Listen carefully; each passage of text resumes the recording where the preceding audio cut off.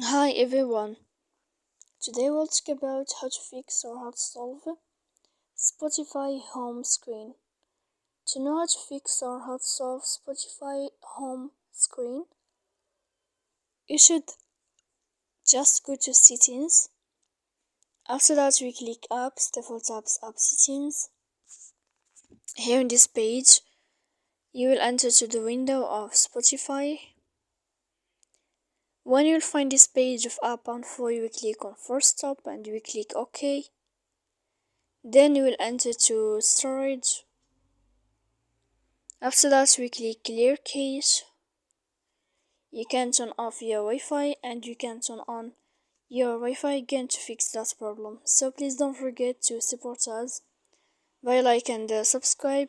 See you next time in another video and thank you for your attention.